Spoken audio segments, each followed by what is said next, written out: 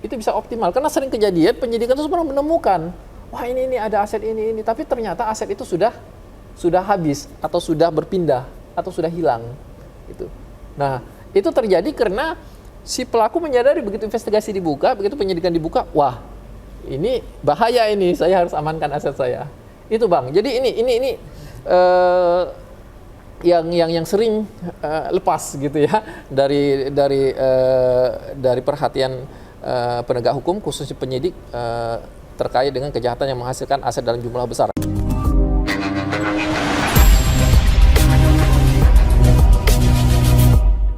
Halo Sobat PPATK, jumpa lagi di Jumatan, Jumpa PPATK Pekanan. Bersama saya, Emnat Sirkonga. Dan Sobat PPATK, di tengah kita sudah ada Pak Azamul Fadli Nur. Selamat pagi Pak Azamul. Selamat pagi Bang Fiu. Sobat PPATK, Pak Azamul ini adalah jaksa terbaik yang ditugaskan oleh Jaksa Agung di PPATK.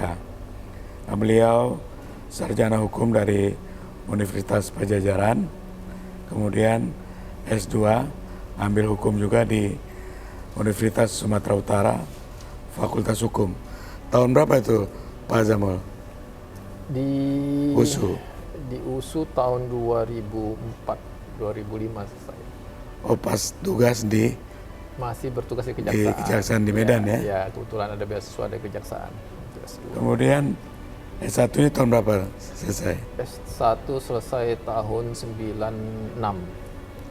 Sobat PPATK, Bung Azamul ini salah satu bidan dari terbentuknya rancangan undang-undang perampasan aset. Saya di podcast ini sudah beberapa kali membahas tentang RUU perampasan aset karena memang sungguh sangat menarik dan ini melibatkan kita semua sebagai anak bangsa. Jadi di RUU perampasan aset ini mau kita bahas 1000 angle juga itu semua menarik. Dan alhamdulillah Sobat PPATK, salah satu bidan dari RUU itu sudah hadir di hadapan kita semua. Kita akan diskusi terkait nilai tambah apa saja yang ada di RUU itu, sehingga ketika RUU ini diundangkan itu berdampak yang sangat luas di dalam keadilan, proses penegakan hukum, dan tentunya kesejahteraan kita semua. Pak Azamul ya, kalau kita lihat dari RUU perampasan aset ini banyak ya nilai tambah dari keberadaannya. Misal terkait dengan penyitaan aset yang belum diatur. Mungkin lebih detail nih, lebih rinci nilai tambah itu sehingga masyarakat itu tahu benar dengan adanya RUU ini dan itu bisa dirampas, kemudian bisa meningkatkan kesejahteraan masyarakat. Silakan. Ya, terima kasih Bang Fi. Sobat PPATK, kalau kita berbicara perampasan aset tentu tidak terlepas dari pro kontra mengenai perlu atau tidaknya undang-undang perampasan aset bagi Indonesia. Karena ada kekhawatiran yang besar dari masyarakat terhadap munculnya atau hadirnya undang-undang perampasan aset, yaitu terancamnya hak dari masyarakat, ya, bahkan ini merupakan bagian dari hak asasi manusia yang dilindungi oleh konstitusi untuk memiliki harta pribadi, gitu ya, dan mereka terbebas dari ancaman kesewenang-wenangan ya dari negara atau dari penegak hukum terhadap kepemilikan harta kekayaan tersebut.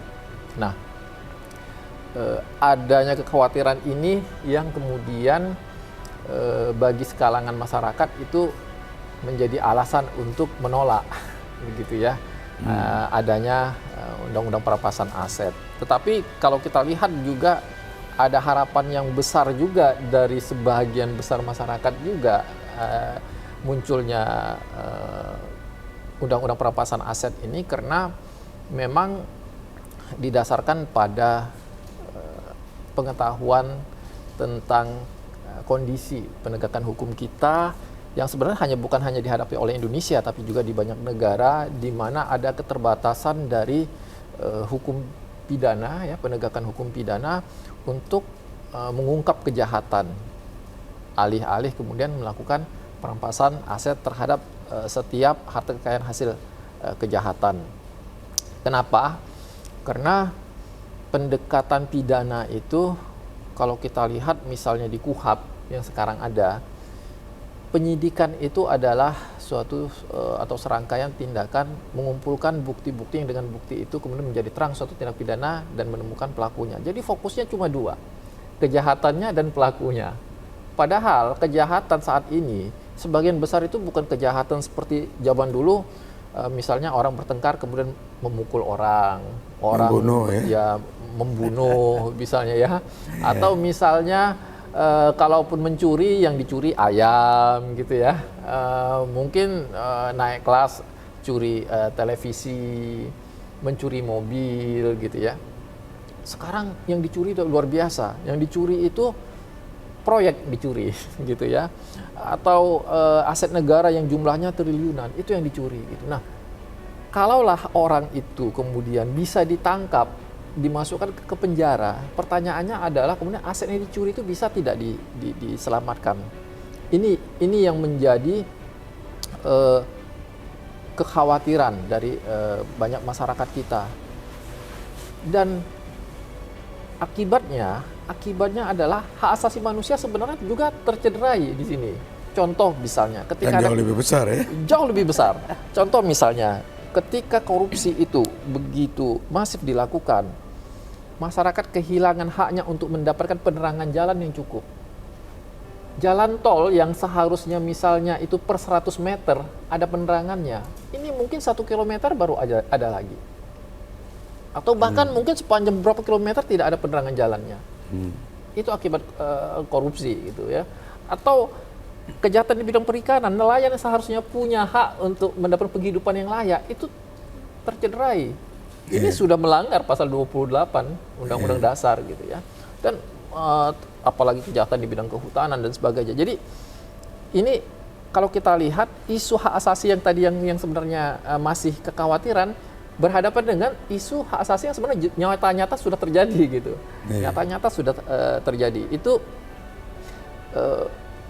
kita bisa melihat bagaimana mekanisme perampasan secara pidana ini masih memiliki banyak keterbatasan. Apalagi kalau kita misalnya melihat bahwa penegakan hukum seringkali tidak optimal karena masalah alat bukti, kekurangan alat bukti. Pasal 183 KUHP mensyaratkan harus ada minimal 2 alat bukti. Ya, untuk menghukum seseorang itu minimal 2 alat bukti ditambah keyakinan hakim. Dan alat bukti itu sudah diatur di dalam pasal 184. Gitu ya, sangat terbatas. Sering sekali perkara itu sebenarnya diyakini oleh penyidik bahwa ini dialah pelakunya. Tetapi karena keterbatasan alat bukti, penyidikan tidak bisa dilanjutkan. Atau ketika penyidikan dilanjutkan, kemudian penuntutan dilanjutkan, di pengadilan diputus bebas. Diputus bebas bukan karena hakim yakin orang ini tidak bersalah, bukan. Karena hakim tidak yakin, ya, tidak yakin dengan bukti-bukti yang diajukan sehingga minimal 2 alat bukti tidak terpenuhi. Itu masalahnya di situ. Oke, ini Pak Zamul ya. Soal alat bukti ini cukup menarik ya. Tapi sebelum itu, saya ingin kembali ke awal tadi. Perspektif dari penegak hukum. Ya. Iya kan? Yang selama ini Pak Zamul sampaikan adalah bagaimana mengejar pelakunya. Kan begitu ya? Ya. Nah, di RUU perampasan aset ini, bisa nggak menstimulasi ataupun merubah cara pandang penegak hukum untuk yang dikejar adalah hartanya, hasil kejahatannya. Ya. Tentu berbarengan juga dengan pelakunya gitu. Ya, ya. Nah, itu tadi ketika peradilan pidana itu mentok dengan masalah pengungkapan kejahatan pidananya karena masalah alat bukti itu tadi ya, atau ketidakmampuan untuk menghukum si pelakunya itu, maka kemudian di sini kita bisa melihat ada kejahatan, ada hasil kejahatan, tapi kejahatannya sulit untuk dibuktikan. Nah, hasil kejahatan ini bisa nggak kita ambil gitu? Kenapa? Karena ada suatu prinsip bahwa crime doesn't pay. Kejahatan itu tidak boleh menikmati hasil kejahatannya. Pelaku kejahatan itu tidak boleh menikmati hasil kejahatannya. Iya. Itulah kemudian timbul konsep yang disebut dengan civil forfeiture. Civil forfeiture ini adalah konsep bagaimana merampas hasil kejahatan tanpa harus ya, artinya bisa ada, bisa tidak penghukuman terhadap pelakunya. Istilahnya tanpa harus mempidana pelaku. Tanpa harus mempidana. Non-conviction. Disebut dia non-conviction based asset forfeiture. Jadi yang diutamakan adalah merampas asetnya ya. Asetnya yang diutamakan. Yang diutamakan. Betul. Orangnya mau dipenjara atau enggak itu Nomor 2. nomor 2. Iya. Oke, ini menarik sekali nih Pak Zamul ya. Civil forfeiture. Iya kan? Nah, dari civil forfeiture ini, kemudahan apa yang nanti bisa didapatkan oleh penegak hukum? Ya. Kata-kata kemudahan ini kadang-kadang agak bertendensi negatif gitu ya. Karena kalau kita berbicara penegak hukum menjadi lebih mudah, maka akan muncul pemikiran, wah, moral hazard lagi nih gitu kan dari masyarakat kan. Karena melihat ada cara yang lebih mudah. Sebenarnya bukan lebih mudah, tetapi ada alternatif. Ada alternatif bagi penegak hukum ketika alat bukti masih belum cukup ya menjangkau itu, atau bahkan sistem hukum kita belum cukup untuk menjangkau itu, maka perampasan aset dengan civil forfeiture ini bisa menjangkau itu. Saya kasih contoh begini misalnya. Tadi putusan pengadilan mentok karena belum bisa mendapatkan minimal 2 alat bukti tadi. Namun nyata-nyata ditemukan ada aset kejahatan. Nah, aset kejahatan ini itu bisa dirampas. Kenapa? Karena beban pembuktiannya itu lebih ringan dibandingkan kriminal, dibandingkan penghukuman secara pidana, dibandingkan dengan alat bukti yang diperlukan untuk menghukum seseorang secara pidana.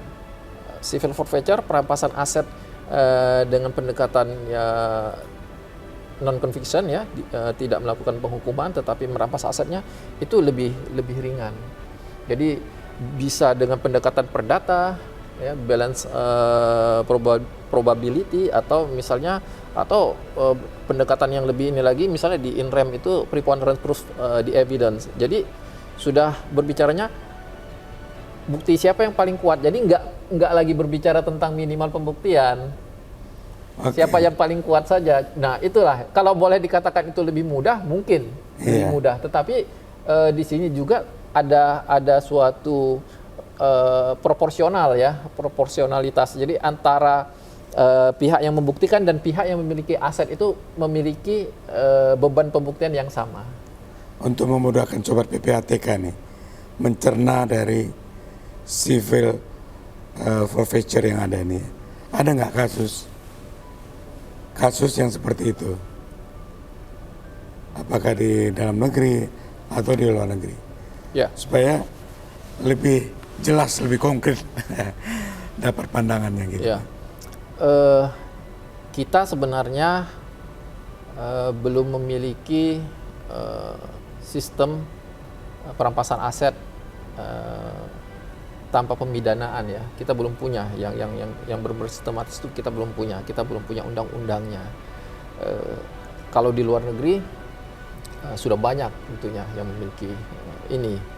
Namun kita ada beberapa ketentuan yang sebenarnya termasuk dalam kategori civil forfeiture. Contoh misalnya ketika bea cukai melakukan penegahan, ya, ketika bea cukai melakukan penegahan, misalnya ditemukan ada suatu barang ya di daerah pabean yang diduga terkait dengan kejahatan, kemudian tidak ada ditemukan pelakunya. Nah, itu aset itu bisa mereka rampas secara administratif. Itu namanya administrative forfeiture, perampasan secara administratif. Itu masuk dalam pengertian civil forfeiture secara luas. Oke.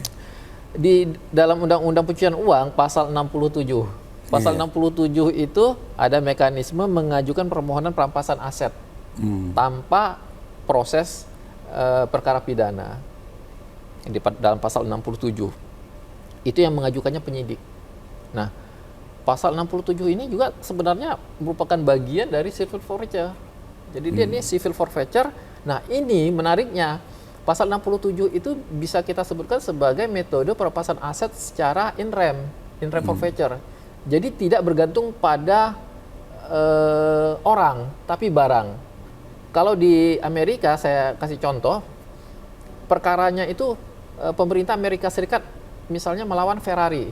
Jadi tidak penting siapa pemilik Ferrarinya, selama misalnya dilihat di sini bahwa Ferrari ini adalah merupakan hasil kejahatan atau digunakan untuk melakukan kejahatan, ya, dia bisa dirampas. Jadi tidak penting orangnya, bukan personam, tapi ini in rem. Jadi pemerintah Amerika Serikat melawan Ferrari. Nah, menarik misalnya kalau kita membaca salah satu putusan pengadilan di sana mengatakan bahwa alasan dilakukannya pemeriksaan civil forfeiture itu atau in rem forfeiture ini lebih khusus itu adalah untuk menentukan siapa sih sebenarnya pemilik sah dari aset tersebut. Oke. Gitu. Jadi dia memang mindsetnya tidak lagi terlalu terpaku pada pelaku. orang atau pelaku kejahatan, Tapi lebih pada tapi aset. pada asetnya itu. Hasil kejahatan. Betul. Menarik sekali nih Pak Zamul ya. Nah, jadi tadi di pasal 67 Undang-Undang Nomor 8 Tahun 2010 terkait dengan civil forfeiture sudah disinggung ya. Begitu juga perampasan aset barang di pabean. Lalu kenapa harus ada RUU perampasan aset ini? Oke. Apa nilai apa tadi ya? Mungkin urgensinya. Ya.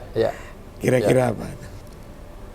Jadi sebenarnya cukup banyak ya keuntungan dari kita memiliki RUU perampasan aset ini, sobat PPATK. Hal lain misalnya ya,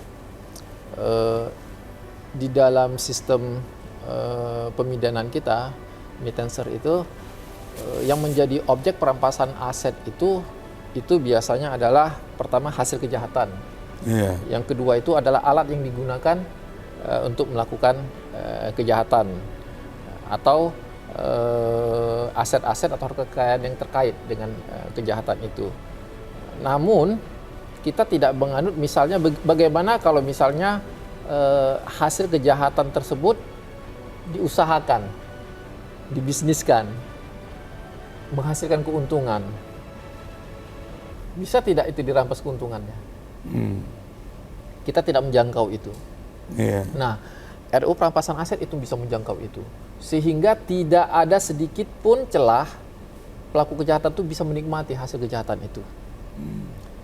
Kalau dia diusahakan berpuluh-puluh tahun, sudah menjadi aset begitu banyak, ya tetap semua bisa dirampas. Karena itu adalah merupakan keuntungan yang diperoleh dari hasil kejahatan yang sebelumnya dia usahakan. Kemudian contoh lain begitu pentingnya RUU perampasan aset ini adalah kita seringkali mengalami kondisi di mana hasil kejahatan kita itu dibawa ke luar negeri, gitu ya. Dan kita tentunya di sini meminta bantuan ke negara yang bersangkutan untuk bisa dipulihkan aset kita, dikembalikan ke negara kita. Dan karena perkara pidananya ada di tempat kita, ya, perkara pidananya di tempat kita, maka mereka untuk merampas aset yang ada di negara mereka itu, mereka harus menggunakan metode perampasan aset tanpa penghukuman, NCB tadi, non-confiscation based asset forfeiture. Nah, mereka akan tanya ke kita, karena ini ada berlaku prinsip resiprositas, gitu ya. Kalau kami bantu kalian nih ngembaliin aset yang sudah dicuri dari negara kalian, nanti kalau kami minta bantu bisa nggak kalian melakukan itu? Kami ini punya nih mekanismenya NCB. Kami lakukan itu. Nah, Indonesia bisa nggak bantu nanti kalau kami ada aset kejahatan yang lari ke tempat kalian? Bisa nggak kalian punya mekanisme NCB juga? Nah, kalau kita nggak punya, maka di situ mereka kemungkinan akan menolak.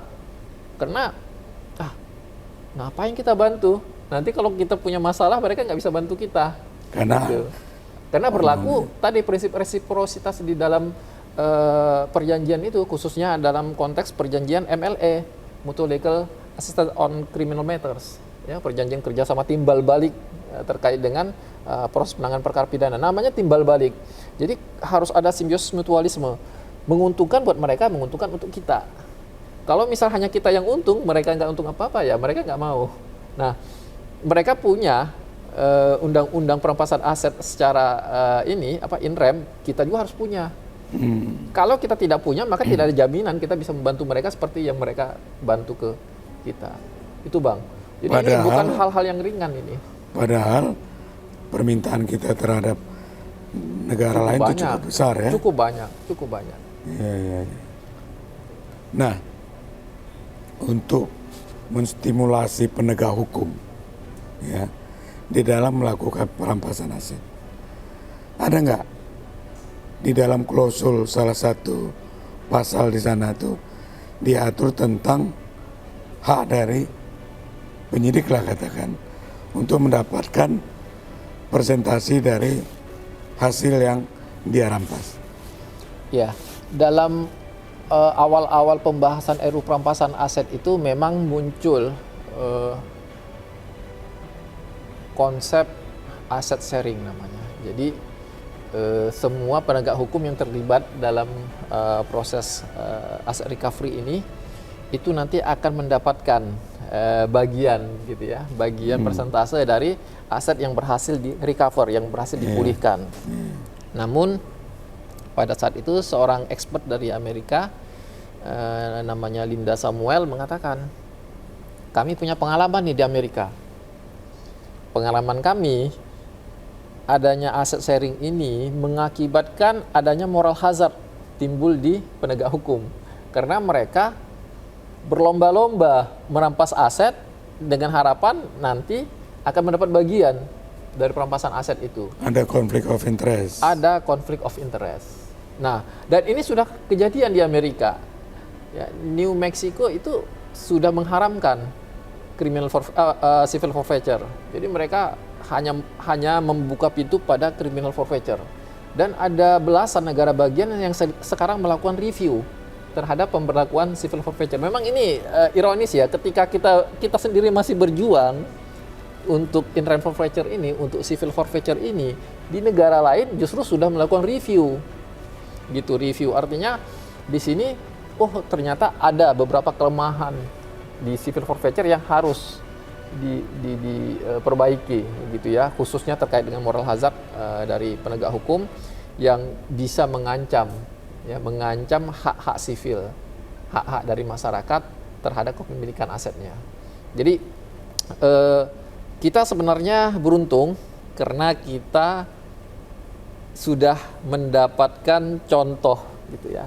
Contoh bagaimana negara-negara lain mendapatkan manfaat dari memiliki undang-undang perampasan aset, khususnya yang INREM ini tadi, dan juga mendapatkan contoh bagaimana kemudian ada terjadi secara kasuistis timbul moral hazard dari penegak hukum yang mengakibatkan terancamnya hak-hak kepemilikan aset oleh masyarakat. Nah, itulah kenapa di RUU perampasan aset kita tidak menganut konsep aset sharing itu tadi, dan kita mencontoh mekanisme di mana dalam RUU perampasan aset itu diatur secara detail proses langkah demi langkah, batas-batas waktu setiap langkah tersebut, kemudian apa-apa saja syarat-syarat yang harus dipenuhi dalam prosesnya, termasuk juga perlindungan pihak ketiga yang beritikat baik, itu semua ada di dalam RUU tersebut.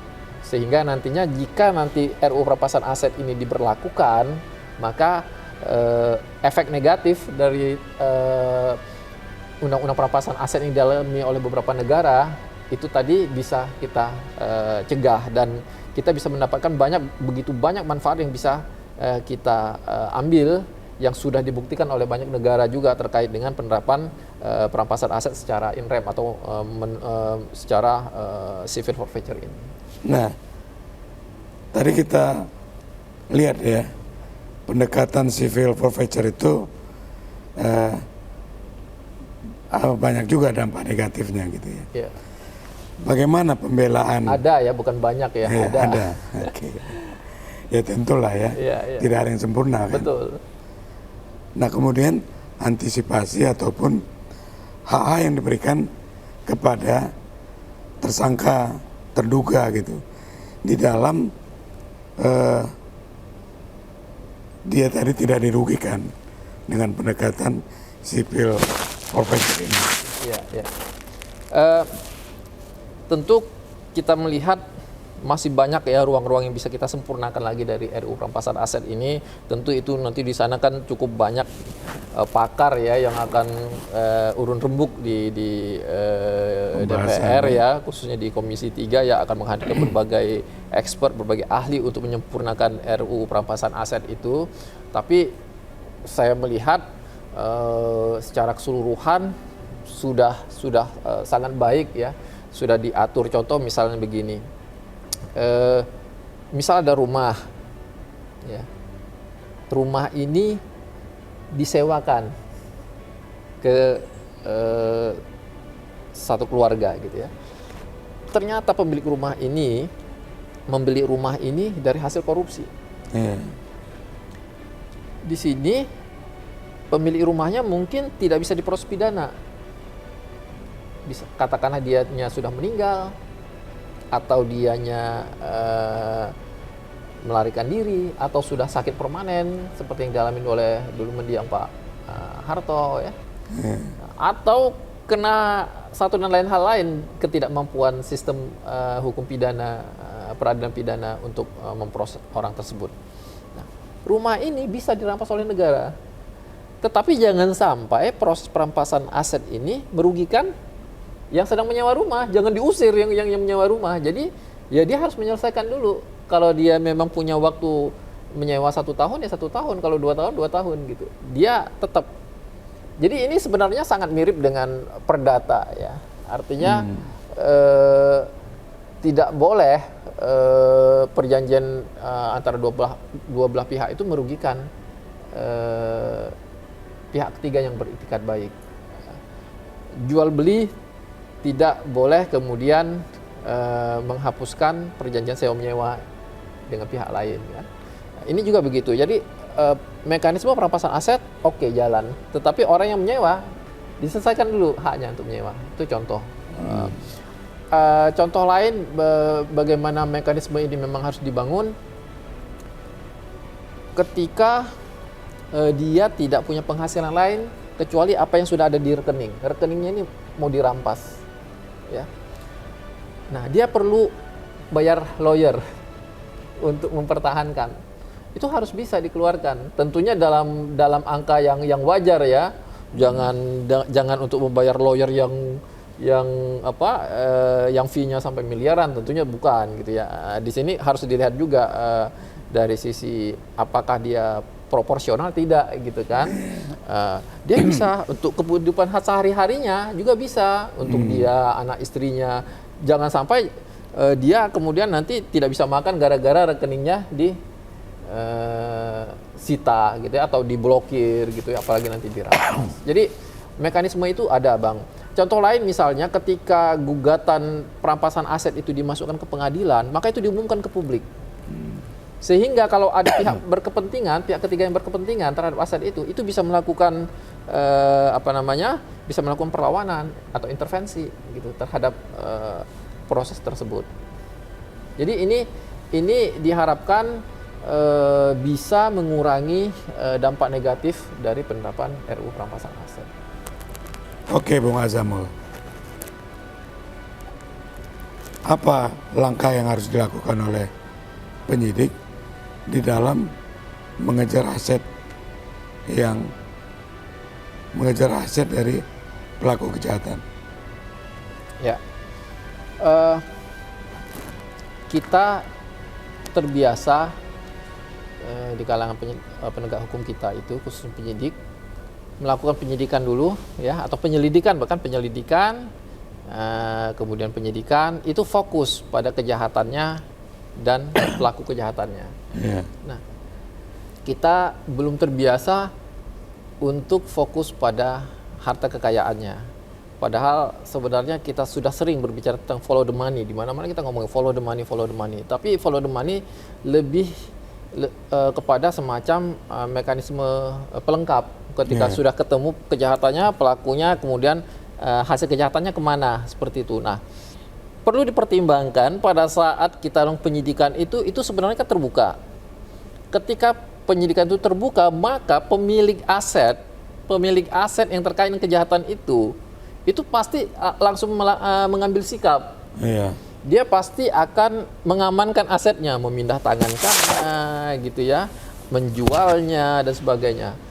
Sehingga ketika kemudian nanti penyidik melakukan penelusuran aset, maka aset itu udah nggak ketemu, gitu. Nah, sebenarnya kalau kita melihat ke guidelines yang dikeluarkan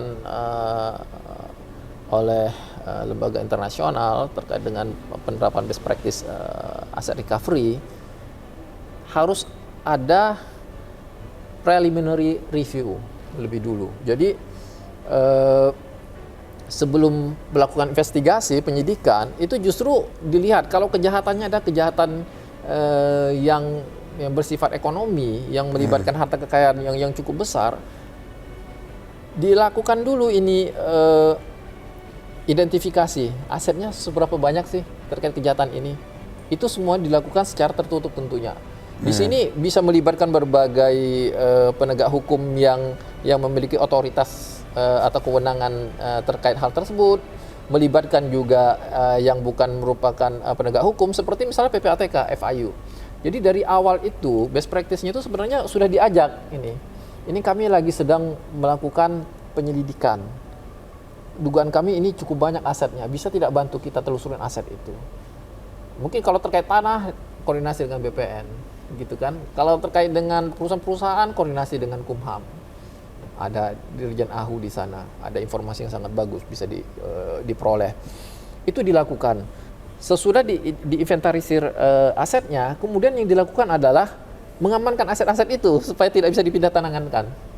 Jadi proses di situ ada yang namanya freezing, ya, aset freezing, ada yang namanya delaying transaction, jadi melakukan penundaan transaksi, penghentian transaksi, pemblokiran rekening, memblokir tanah supaya tanahnya tidak bisa dialihkan. Jadi itu dulu yang dilakukan. Nanti baru begitu dilakukan investigasi, dilakukan penyidikan, si pelaku kejahatan begitu menyadari dan kemudian dia berusaha untuk memindahkannya, nggak bisa. Karena ternyata dia mau jual tanah itu nggak bisa, tanahnya udah diblokir gitu ya oleh BPN. Dia mau pindahkan uangnya sudah diblokir atau sudah dihentikan transaksinya, tidak bisa dilakukan.